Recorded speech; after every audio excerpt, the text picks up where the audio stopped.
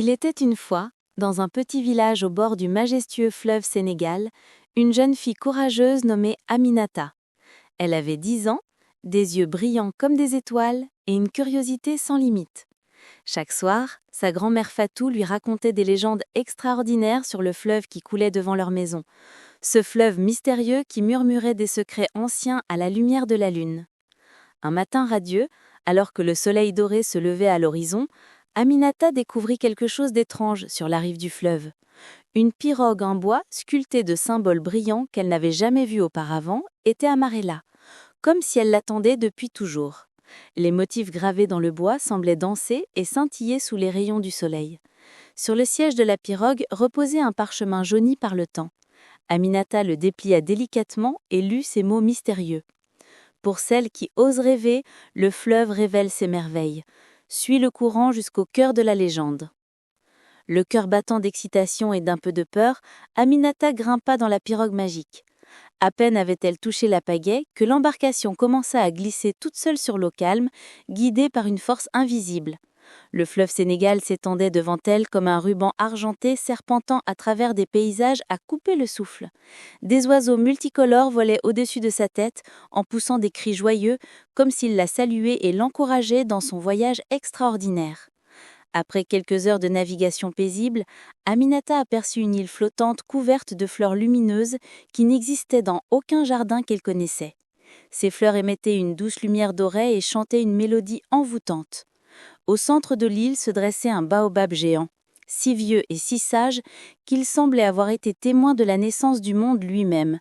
Ses branches immenses s'étendaient dans toutes les directions comme les bras accueillants d'un grand-père bienveillant.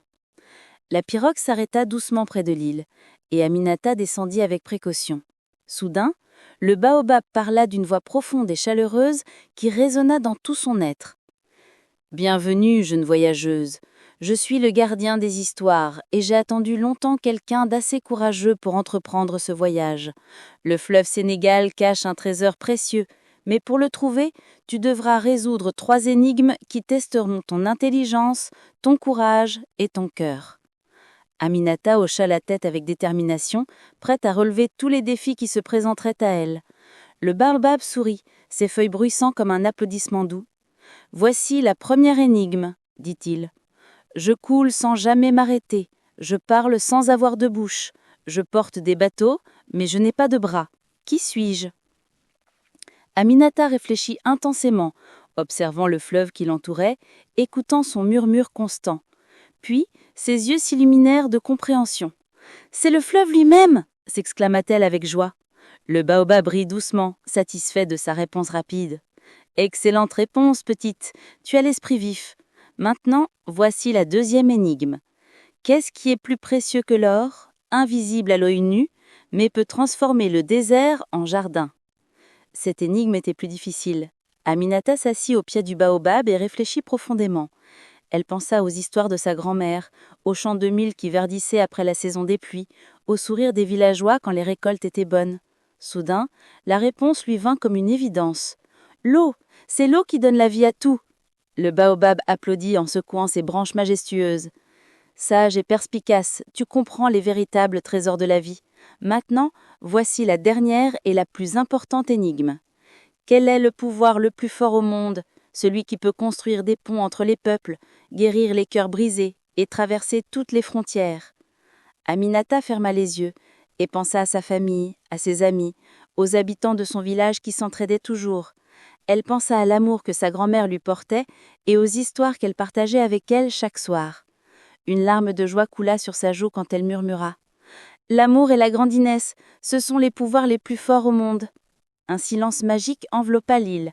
Puis, le baobab rayonna d'une lumière dorée éblouissante. « Tu as réussi, courageuse Aminata.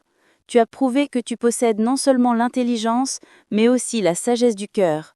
Le véritable trésor du fleuve Sénégal n'est pas fait d'or ou de pierres précieuses, c'est la sagesse ancestrale que je te transmets maintenant. » À cet instant, le baobab toucha le front d'Aminata avec une de ses branches, et un flot de connaissances anciennes et merveilleuses entra dans son esprit. Elle vit l'histoire du fleuve depuis sa source jusqu'à son embouchure, les civilisations qui s'étant épanouies sur ses rives, les animaux qui vivaient dans ses eaux, les plantes qui poussaient grâce à sa générosité. Elle comprit que le fleuve était comme une grande famille, reliant tous les êtres vivants dans une danse harmonieuse de vie et de partage. Le baobab lui donna également un collier fait de graines brillantes. Porte ce collier et tu seras toujours connecté à la sagesse du fleuve.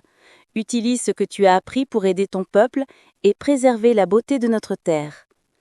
Aminata remonta dans la pirogue magique, le cœur rempli de gratitude et d'émerveillement. La pirogue la ramena rapidement vers son village, glissant gracieusement sur les eaux du fleuve, comme si elle dansait. Quand elle arriva, le soleil se couchait, peignant le ciel de couleurs magnifiques, orange, rose et violet. Sa grand-mère Fatou l'attendait sur la rive, un sourire mystérieux sur les lèvres, comme si elle avait toujours su qu'Aminata entreprendrait ce voyage extraordinaire.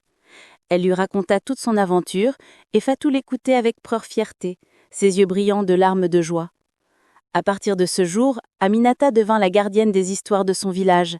Elle enseigna aux autres enfants à respecter le fleuve, à prendre soin de la nature et à comprendre que les véritables trésors de la vie ne sont pas matériels, mais se trouvent dans la sagesse, l'amour et le respect de toutes les créatures vivantes.